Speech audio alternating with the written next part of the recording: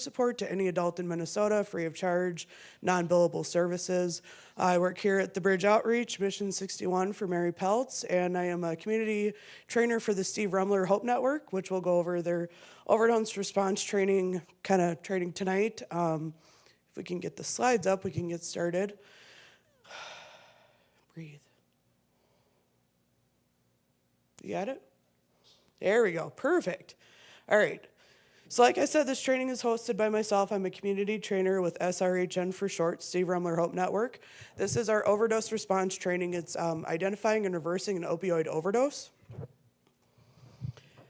At the end, we'll have the opportunity for certificate of completions. There is a survey.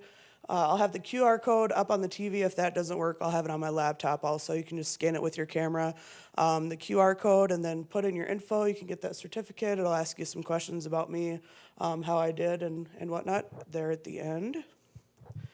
Well, in overview, today's presentation, we'll learn about the Steve Rumler Hope Network, the opioid crisis and current statistics, opioid overdose and naloxone administration. As you'll see throughout the training, content warning, drug overdose or drug use, overdose, and needles. And today's training is not a CPR class. So about our network. Looking at Steve's story, our namesake Steve Rumler battled both chronic pain and an opioid use disorder. After a severe spinal injury, he developed a dependence to his prescribed pain medications. Despite years of treatment, Steve's life was lost to an accidental overdose on July 1st, 2011. Steve's loved ones created the Steve Rumler Hope Network in his memory. Our programs, SRHN fights the opioid crisis through overdose prevention, advocacy, and education. So why we're here today, Steve Rumler Hope Network provides training to educate audiences on how to identify opioid overdose and use the opioid overdose reversal medication naloxone. The more people are equipped to use naloxone, the stronger our community safety net becomes, and over 37,000 individuals have been trained through our overdose prevention program to date. We're going to look at the opioid crisis, local and national statistics. So drug overdose is the leading cause of accidental death in the United States. In 2022, there were over 80,000 fatal overdoses involving opioids. That's roughly one person every 6.5 minutes. Since 2000, more than 725,000 Americans have lost their lives due to an opioid overdose. And then if you go back. That just kind of illustrates the numbers there with drug overdoses in comparison to the AIDS epidemic, World War II, I, and Vietnam War. So some very high numbers there. It's been an evolving crisis. In the 90s, it was prescription opioids. Opioid use was driven by overprescription and diversion of prescription medications. In 2010 to 13, heroin-related overdose deaths rose as heroin became a cheaper and more readily available alternative for use. And from 2013 on, mainly synthetic opioids, like illicitly manufactured fentanyl, became the primary driver of overdose death. Fentanyl contamination of non-opioid substances, notably stimulants like methamphetamine and cocaine, has significantly increased the risk of accidental opioid exposure and overdose. Here we kind of look at the waves of the opioid epidemic. Any opioid, other synthetic opioids, including fentanyl, commonly prescribed opioids and heroin over the course of time. Looking at Minnesota statistics, synthetic opioids continue to drive rising overdose rates in Minnesota. There are 1,028 opioid-involved overdose deaths in 2022. 9 out of 10 of them involve synthetic opioids. Fatal overdose rates remain high, but have leveled out over the years of rapid increase. So there we've got a chart indicating any opioid rates, synthetic opioids, psychostimulants, and cocaine. Looking at synthetic opioids are manufactured substances that mimic natural opiates. They're cheaper to produce and much more potent. Fentanyl is the most common. It can be 50 times stronger than heroin. It's used to lace counterfeit pills, cocaine, meth, heroin, and more. And I've even heard of it being marijuana being laced with fentanyl nowadays. It really can be in anything. The fatal dose can be as small as 2 milligrams. You'll see in the picture there the potentially lethal dose amounts of heroin, fentanyl, and carfentanil. And we do offer, and I'll have those to hand out at the end, Steve Rumler Hope Network offers fentanyl test strips, and those will help detect contaminated substances. So if you know a person that is in active use, continues to use, that you can hand out the fentanyl test strips, and they can take whatever substance they're going to potentially use, test it, and see if it tests positive for fentanyl, and then make their choice if they're going to take the risk and use that substance or not. Next, we'll look at statistics on racial inequity. It's important to remember that this crisis affects everyone, but it doesn't affect everyone equally. The opioid crisis disproportionately impacts communities of color. Minnesota has some of the worst disparities in drug overdose mortality in the country. Black Minnesotans face 4 times the risk of opioid overdose death than white Minnesotans. American Indian Minnesotans face 12 times the risk of opioid overdose death than white Minnesotans. Rates of substance use are similar across demographics. As you can see, they kind of rise over time in the same sort of pattern, but across the demographics, but health inequities will increase the risk of fatal overdose. And then if you can read that, sorry, go back. The green indicates Black Minnesotans, the blue is the American Indian Minnesotans, and then purple at the bottom is white Minnesotans, the rate at which it's happening. The effects of racism in America complicate substance use in communities of color, cause broad health inequities, and pose additional risk for fatal overdose. These can be barriers to health care. Systemic barriers in health services can prevent someone from receiving appropriate treatment for substance use or other health concerns. Lack of culturally responsive services. Representative providers can be an important part of effective treatment, therapy, and care. Increased demographic diversity is needed in these fields. Risk factors such as trauma or financial hardship. Persistent inequities and social determinants of health influence overall well-being and are key risk factors for substance use and overdose. Stigma. People of color may encounter additional in-group and out-group stigma for their substance use, which can be a barrier to seeking support for treatment. And distrust of emergency services may deter people from seeking treatment or seeking emergency assistance in the event of an overdose. So making an impact, in 2022, there were 5,650 emergency room visits for opioid-involved overdoses compared to the 1,028 fatalities. Many more deaths were prevented by individuals getting naloxone and medical care. Next, we'll get into the naloxone training, identifying and reversing an opioid overdose. In this section, we'll learn how to recognize the signs of an opioid overdose, what is naloxone, how naloxone works to reverse an opioid overdose, and how to give naloxone to a person who has overdosed. So what is an opioid overdose? When someone takes too many opioids, it causes their breathing to slow down. As their breathing becomes slower and more shallow, they become very sleepy or unconscious. Low oxygen levels begin to cause damage to the heart and brain, and left untreated, breathing will stop entirely, and eventually the heart will stop. So here's kind of an illustration of that graph-wise, going from normal to breathing, slowing, stopping, and eventually the heart stops over time left untreated. This is a display if you were to introduce, next slide. Introduce rescue breaths alone, naloxone alone, and then naloxone and rescue breaths together. Later we'll talk about if you were to just use naloxone on its own, the effects that it has, but there's kind of a graphing to show how that has an effect. So looking at the signs and symptoms of an opioid overdose, a person who has taken too many opioids may exhibit any of these symptoms: unconscious or unresponsive, difficult to wake up, slow or shallow breathing, very small pinpoint pupils that are unresponsive to light, struggling to breathe and making gasping or gurgling sounds, slow heartbeat or lowered blood pressure, skin discoloration due to lack of oxygen, that'll vary based on skin tone. So looking, what is naloxone? Naloxone is a medication that has been used for decades to reverse opioid overdose.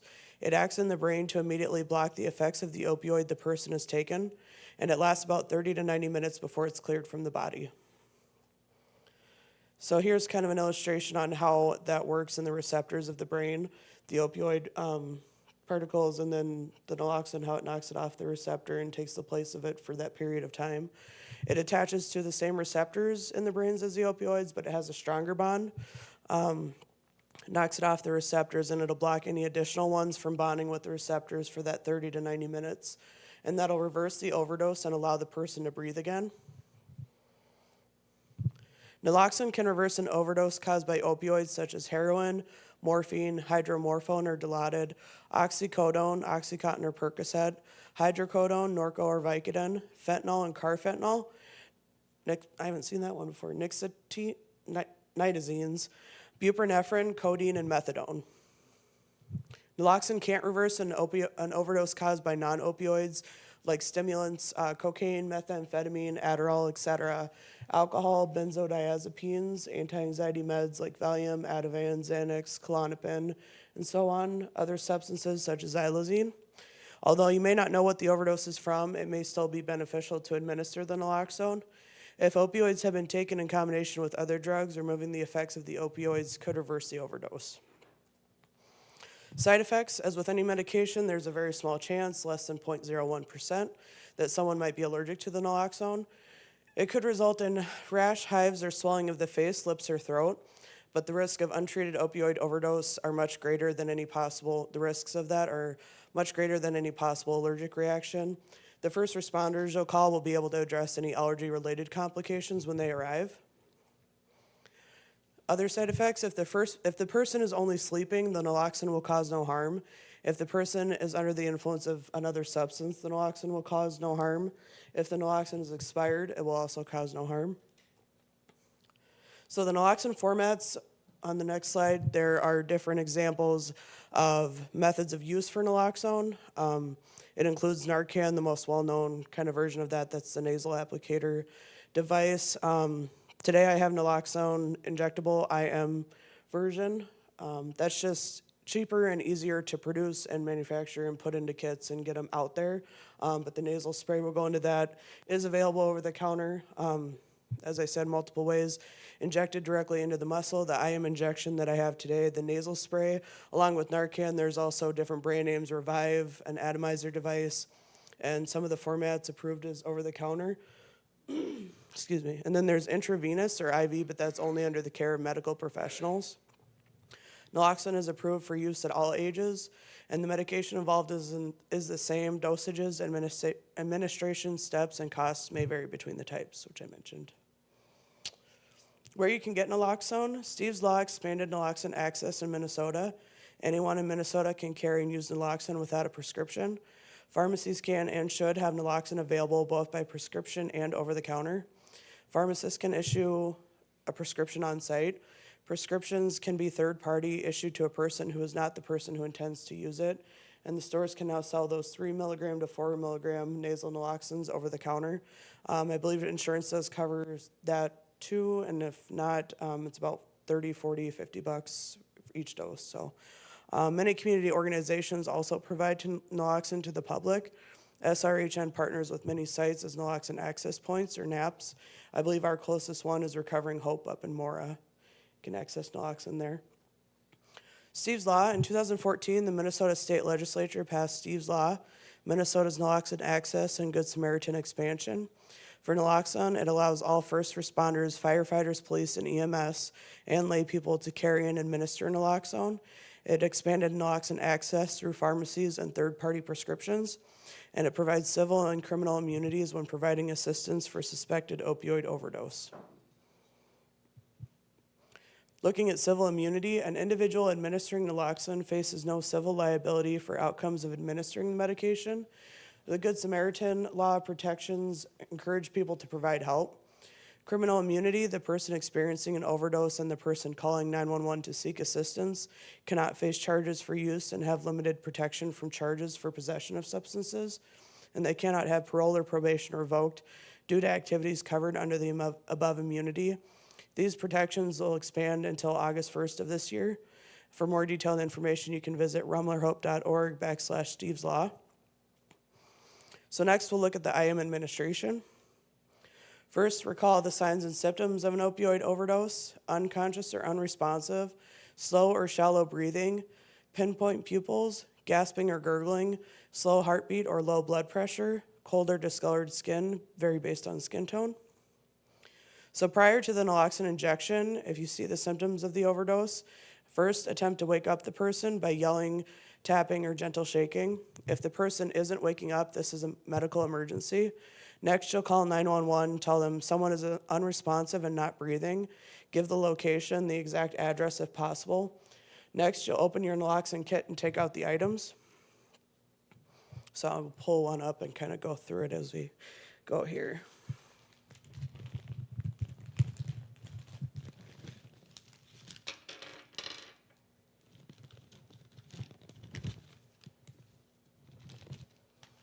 All right. So it's got 3 doses of naloxone. They come in these little vials here. Oh, this is one I practiced with before. And then 3 intramuscular syringes, 3 alcohol wipes, the nitro gloves you'll use for safety, breathing barrier if you provide rescue breaths, and then an instruction card. Comes in multiple languages. Every kit contains those items. With the instruction card in every kit, it'll cover English, Somali, Spanish, and Hmong. First, she'll provide rescue breaths. The rescue breaths help circulate oxygen during an overdose emergency.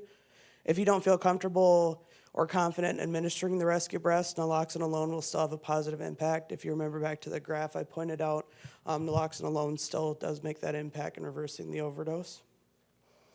In providing the rescue breaths, you put on the provided gloves and place the breathing barrier over the person's face. Use one hand to gently lift their chin and tilt their head slightly back, as in figure A up there. Pinch their nose shut and make a tight seal over their mouth with your own. Breathe out and into the mouth for 1 second, as in figure B. Provide 2 test breaths. Chest should rise and not the stomach. Preparing the naloxone, you'll remove the plastic top from the vial of the naloxone and remove the syringe from its wrapper. Carefully remove the protective plastic cap from the syringe. The plastic cap should be pulled straight off. Twisting may remove the needle from the body of the syringe. So kind of just go through a demo here, and then if anybody wants to come up and practice after we're all done. I always stumble when I'm doing it in front of people. Okay, so that just pops right off. Next, you'll take the needle out of the packaging.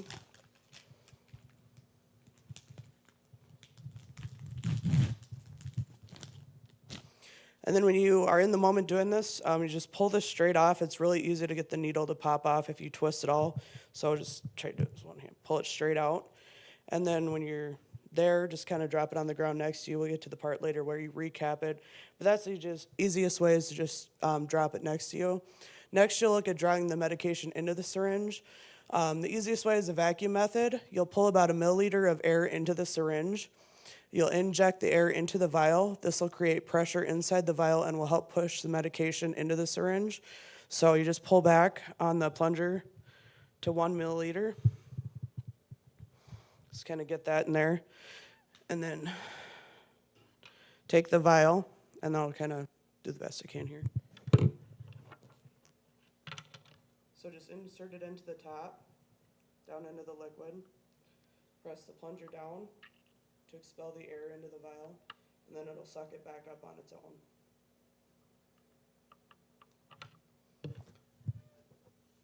And then if you go to the next one, there will be a little bit of liquid left in the vial, so I just flip it upside down, keep the tip of the needle below the liquid line.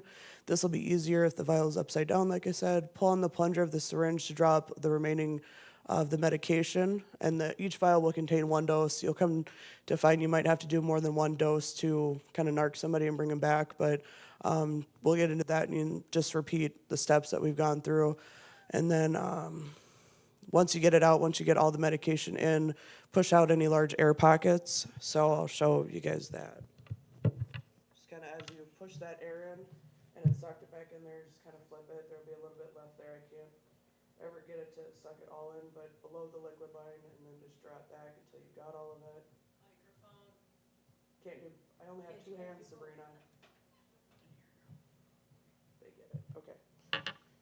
So then you've got all the medication into the syringe, and then there'll be a small amount of air in the top there, so just push that out. And then it'll be ready for administration. Okay, next. We'll look at the naloxone injection sites. Oh, I'm on the wrong thing. Okay. Naloxone should be injected into a large muscle, the upper arm or deltoid muscle, and the upper outer thigh muscle. This allows the medication to be quickly absorbed into the bloodstream. The needle can go through a thin layer of clothing if necessary. In the winter, if it's a thick winter jacket or snow pants, you might want to pull that down to get, a thin layer is okay to go through. And then when you're injecting, you really just want to give that a good jab. We'll get into that. Next slide. So, step 1, expose the skin of the upper arm or thigh and use an alcohol wipe to clean the area. Next, you'll hold the syringe like a pencil, as in figure A, inserting the needle at a 90-degree angle to the injection site. And then be sure to get through the skin and fat layers into the target muscle so you can really just give that a good jab to get in there where you need to. Next, you'll switch hold to prepare for the injection. Place the first and middle fingers under the handles with the thumb placed on the plunger. And press firmly down on the plunger to administer the full dose of naloxone. Next. If possible, immediately put the used needle into a sharps container. If no container is available, the syringe may be recapped carefully, but be careful not to prick yourself with the needle. The cap will click when secured. So as I mentioned, before you're even getting anything ready, just drop that cap next to you, and then just kind of, you don't even have to just slide the needle into the cap, raise it up, and then grab it on the sides to recap it. It's hard, but it'll click when it's back on. And never put your finger at the end. Obviously, you don't want to get pricked.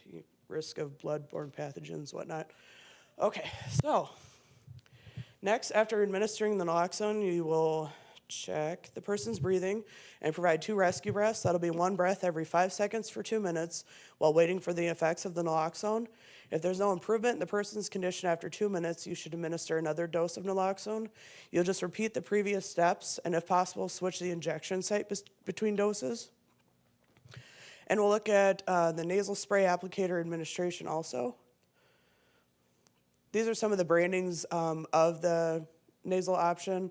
You've got the generic naloxone hydrochloride nasal spray, Revive, Glixado, and then Narcan is probably the best known nasal naloxone product, but the medication is all the same across the board. It's just the method of which you're administering it is different.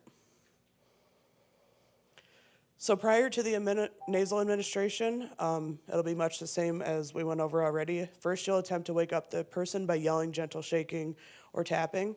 Next, you'll call 911, then open up the kit and take out the items, put on the gloves, and provide 2 rescue breaths using the breathing mask. Step 1, you'll lay the person on their back and remove the first dose of nasal naloxone from the package. Next, you'll hold the nasal spray with the first and middle fingers on either side of the nozzle, being careful not to push the plunger. As in that illustration there, just kind of keep your thumb away from it for now, but just kind of have it held like that. Next, gently insert the tip of the nozzle into the nostril until your fingers are on either side of the nozzle or against the bottom of the person's nose. Use your thumb to firmly press down the plunger and spray the medication.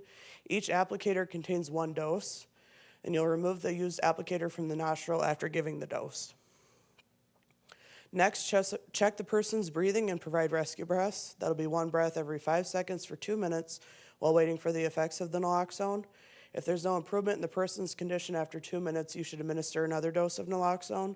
You'll repeat the previous steps and alternate nostrils between doses.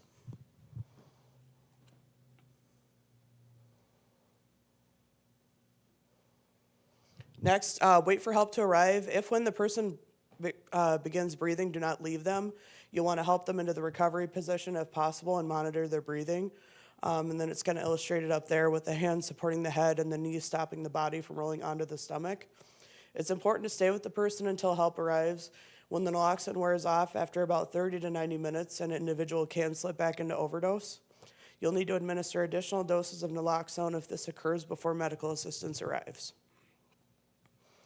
Looking at how someone might react, it's hard to know how a person will react when revived from an opioid overdose. Many factors can influence their behavior, including the opioid withdrawal. Naloxone induces temporary but immediate withdrawal. The symptoms may include nausea, sweating, disorientation, and body aches. It's often misunderstood as side effects of naloxone. Other substances, naloxone only counteracts the opioids in the body. Other substances may remain active. Individuals who have taken sedatives, such as xylazine, may begin breathing but not regain consciousness. And the emotional response, individuals revived from an overdose may be fearful, sad, frustrated, embarrassed, or confused. Oxygen deprivation can cause additional stress and disorientation. None of these possible reactions should prevent you from administering naloxone to someone in need. If someone is experiencing an overdose, naloxone is their best chance to survive. If and when you feel comfortable doing so, consider encouraging the individual to seek future help or treatment for their substance use. Looking at scene safety, be aware of your surroundings. Avoid any tools such as pipes or needles or substances on the scene, and stay alert to other potential hazards like street traffic. Use protective items included in SRHN naloxone kits while administering rescue breaths and naloxone.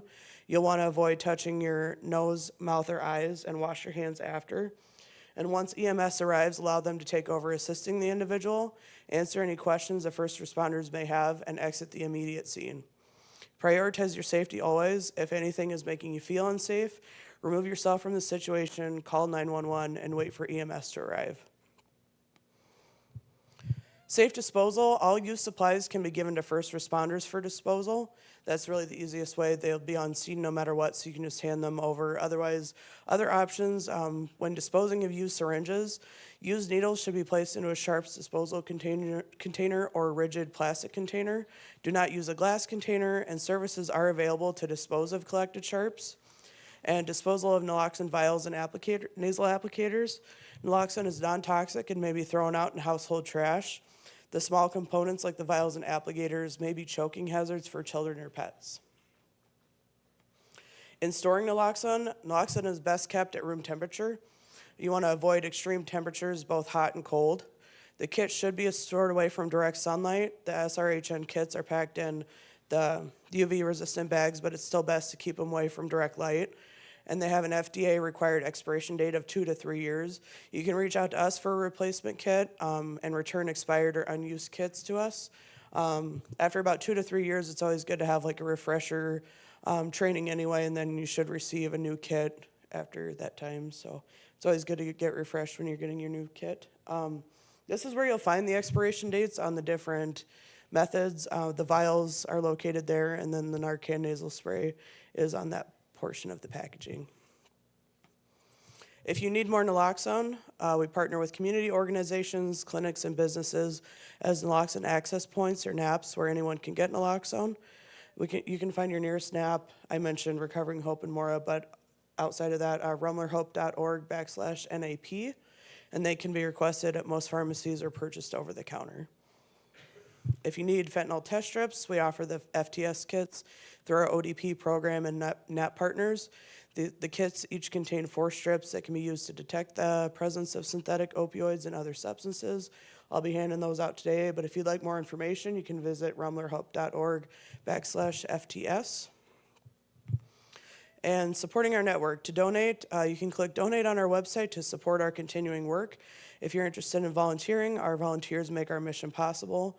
Becoming a partner, advocate for naloxone, and reduce stigma in your community. Visit rumlerhope.org to learn more and stay involved. They offer very regular trainings and things like that, so if you're interested in becoming a naloxone trainer yourself, you can just go on their website and see when their next training is, and then you can do these yourself and offer them in your own community, as it's open to anyone really. So we'll look at, in summary, naloxone is a life-saving medication and it's an important tool for public health. Steve's Law offers both civil and criminal immunities for overdose response situations. Naloxone can be carried and used without a prescription in Minnesota. People in Minnesota can get no-cost IM naloxone from us at SRHN or any of our partner NAP sites. Nasal naloxone can be purchased from most pharmacies over the counter. You can revisit instructions and videos detailing naloxone administration on the SRHN website. So that concludes the training portion. This is our training survey. Today's training was facilitated by myself, Ashley Wright. I am a community trainer partnered with Steve Rumler Hope Network. If you would like, you can scan that QR code, complete the survey, and that will send you a certificate of completion. If you need CEUs, and then the IM naloxone kits I'll have available up here today afterwards. So yeah, I think that's it for the training portion. I wanted to open it up if anybody has any questions about what we learned here today or comments or anything like that. I don't know if we want to run a mic around, Sabrina, is that possible? So we could get it on the recording, the second mic. Oh, I have the second mic. Okay. Can you tell I don't know what I'm doing here? You want to run it for me?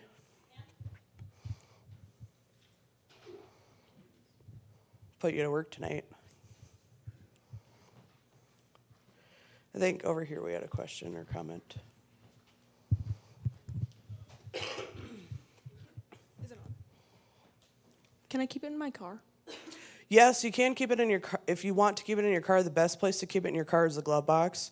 Definitely don't keep it on your dash. It's best not to keep it in like the hot summers in Minnesota or the freezing cold temperatures.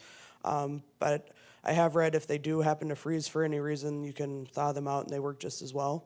Okay. So, yeah. Thank you. Anybody else have anything? Did you open this too? Nice. I do. Oh, So let's say you have like a friend or family that bought marijuana or cocaine. Are you able to use the strips to see if there's fentanyl in it? yes. In the marijuana and the cocaine? Yeah, what you'll do is you'll take the fentanyl test strips and you'll take like a cap full of diluted water, I think it is. All the instructions are in the kits, but then you take a sampling of the drug that person's going to use, you dilute it with the water, and then you just insert the strip into the water and it will detect if it's laced with fentanyl or not. Okay.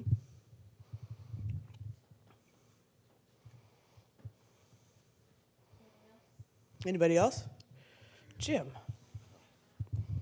What do you think is better for the dosage? I mean, the needle or the nasal spray? I think for comfortability, for most people, the nasal applicator, there's just some more comfortability with it. It can be kind of intimidating, jabbing a stranger with a needle or a loved one, but it's really fairly simple. But I think nasal is probably the more preferred method by people, yeah. And I'm working to try to figure out how to provide those also with my trainings just because of people's comfortability and preference for that method. This is just when I order through our ODP program, this is how they send it to me. So, yeah, I would say nasal is probably preferred. And they're not too hard to get your hands on. Like I said, I think insurance will cover maybe 1 or 2 kits for personal use, and then they're available for like $40, $50 over the counter. They're just way more expensive to package, process, kind of put together than is this method. What do you got, Mary? That's kind of a weird question, but do you find that people that's happening, that they have repeat performance because they know this is available? Like continue to use because they know that they can be revived by Narcan? That was my concern. It can vary by person. It can be like really kind of scare somebody straight if they experience an overdose and they have to be revived, or it really depends on the person and where they're at. I've come to find in the work that I'm in, everybody's journey is different, so it's really coming to an end of themselves and the whole being sick and tired of being sick and tired. So it can really mean something to different people. Everybody's breaking point's different, so it can be a point to where it's a reality check for them and it straightens them up and they want to get help. So. Okay, thank you. And that's why we mentioned too, if you have the opportunity, after they've gone through the situation, revived, and you called paramedics, especially if it's somebody it's a good point to open up the conversation and offer support or help in finding resources to get clean.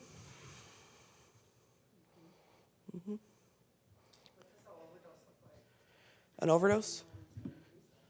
We went over that. That's what happens when you're late. Just kidding. Let me just pull back real quick.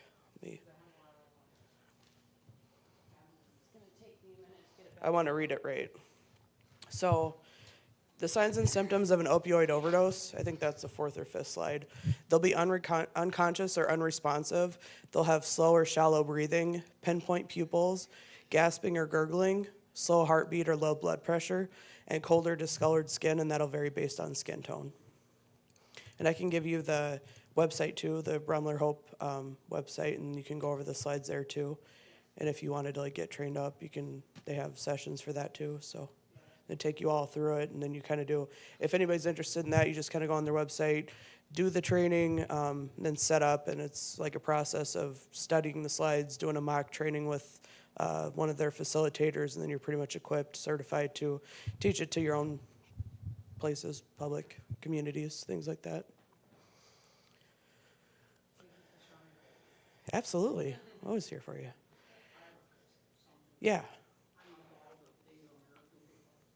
I'm going to have her give you the mic real quick so we can get it on the recording too.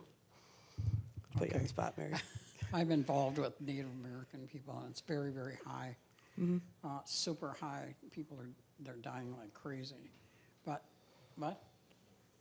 anyway, that was concern for me that it's available for them also, you know, in the reservations and stuff like that. What was it? Available in the reservations. Oh, the reservations, yeah. We want to have it available everywhere.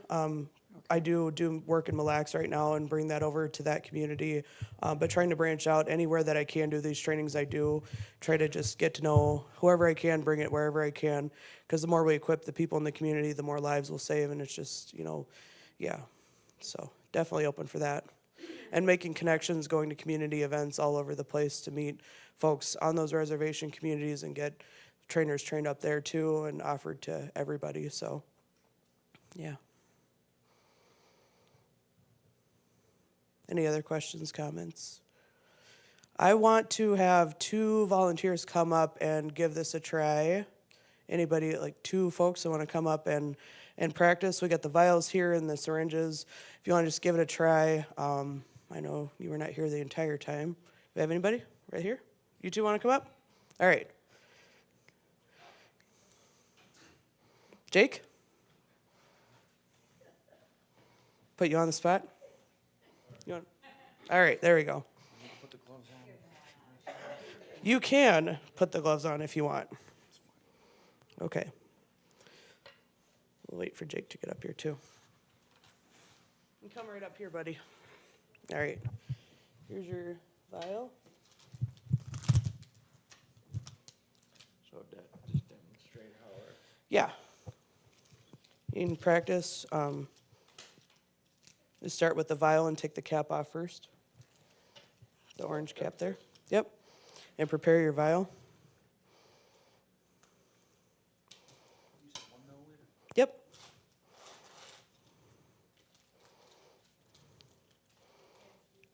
You don't have to worry about the alcohol spray since the person, or the alcohol. You don't always have to worry about the alcohol, like any like infection or whatever. There'll be first responders. They'll be going to the hospital. The main thing is getting in this medication as soon as possible. Like if you don't have time to stop and rub them with an alcohol wipe, that's not a huge deal. So, Straight off. yep. We've got a question in the back. Oh, okay. I got a question. We got some from last year in expiration. Is it still usable or? You when can is- just no. If it's expired, you don't want to use it. You want to get a fresh kit. Okay, that's, yeah, all right. Answered my question. Thank you. Yeah. Yep.